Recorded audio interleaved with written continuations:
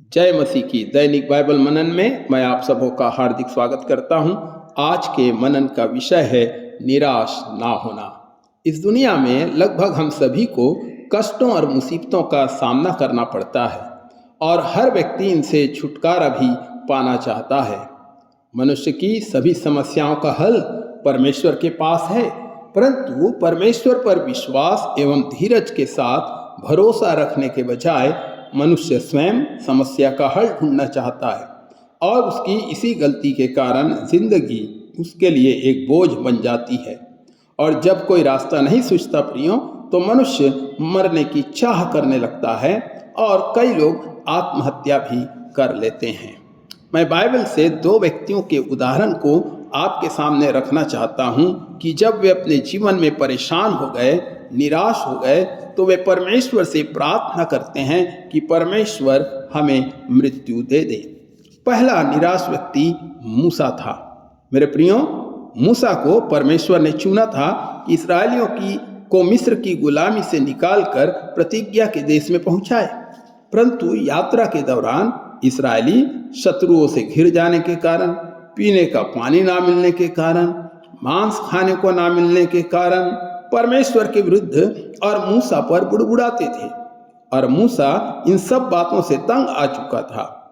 एक बार तो बहुत ही अधिक हो गया जब इस्राएली मांस खाने को ना मिलने के कारण रोने लगे और तब गिनती की पुस्तक 11 अध्याय 10 से 15 पद में हम पढ़ते हैं। वहां इस प्रकार से लिखा हुआ है, और मूसा ने सब घरानों के आदमियों को अपने अपने डेरे के द्वार पर रोते सुना और यहोवा का कोप अत्यंत भड़का और मूसा को भी बुरा मालूम हुआ।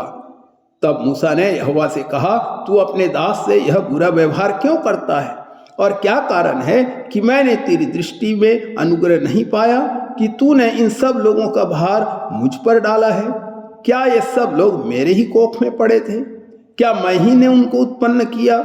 जो तू मुझसे कहता है कि जैसे पिता दूध पीते बालक को अपनी गोद में उठाए उठाए फिरता है, वैसे ही मैं इन लोगों को अपनी गोद में उठाकर उस देश में ले जाऊं जिसके देने की शपथ तूने उनके पूर्वजों से खाई है। मुझे इतना मांस कहां से मिले कि इन सब लोगों को दूं? ये तो यह कहकर मेरे पास रो रहे हैं कि तू हमें मांस खाने को दे।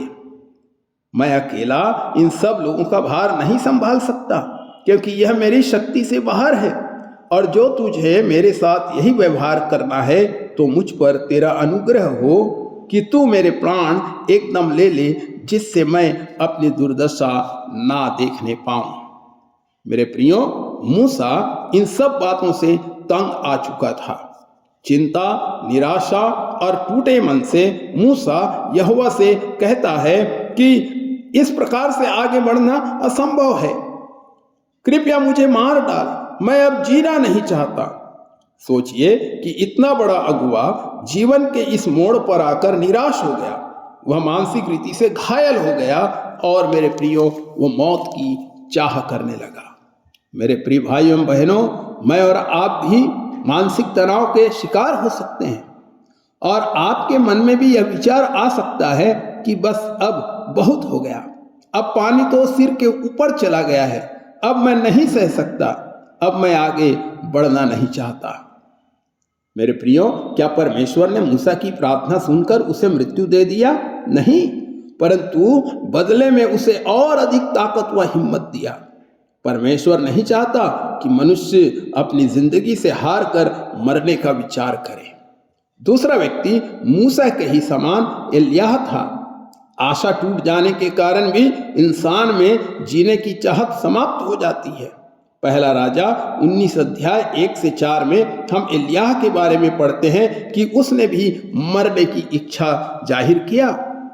वहां पर इस प्रकार से लिखा है, तब अहाब ने इजेबेल को एलिय्याह के सब काम विस्तार से बताए कि उसके सब नबियों को तलवार से किस प्रकार मार डाला। तब इजेबेल ने एलिय्याह के पास एक दूत के द्वारा कहला भेजा कि यदि मैं कल इसी समय तक तेरा प्राण उनका सा ना कर डालूं, तो देवता मेरे साथ वैसा ही वरन उससे भी अधिक करे।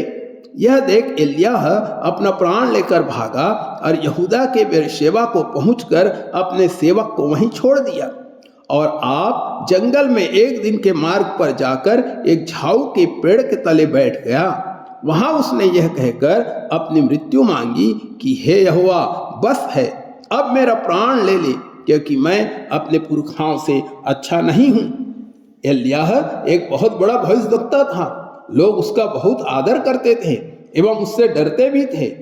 परमेश्वर ने उसके द्वारा कई आश्चर्य कर्म किए थे। वह कोई साधारण मनुष्य नहीं था।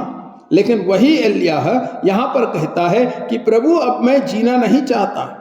जंगल में अकेले एक झाऊ के पेड़ के नीचे बैठकर परमेश्वर से मृत्यु मांगता है, क्योंकि रानी इज़ेबेल ने उसके पास अपना एक दूत भेजकर उसे मरवा डालने की धमकी दिया था। और जब उसने यह सुना तो वह डर कर भाग गया और वह परमेश्वर से कहता है कि मैं अपने पूर्वजों से अच्छा नहीं हूँ, लोग मुझे मार डालना चाहते हैं, मैं अकेला पड़ गया हूँ, मेरे साथ कोई नहीं है। वह मानो यह कह रहा था कि मेरे दुख और वेदना को जानने वाला कोई नहीं है, मैं अकेला रह गया हूँ। परंतु परमेश्वर उससे कहता है, क्या तू ही अकेला मेरे लिए जीता है? देख, मैं 7,000 इस्राएलियों को बचाऊंगा जिन्होंने बाल देवता के आगे घुटने नहीं टेके हैं। मेरे प्रियो, उनका भी जीवन संकट में था और उन्हें भी शत्रुओं का सामना करना पड़ा था। लेकिन एलिय्याह अकेला निराश हो गया। मेरे प्रिय भाइयों एवं बहनों, आपको निराश होने की आवश्यकता नहीं है। आप अकेले नहीं हैं।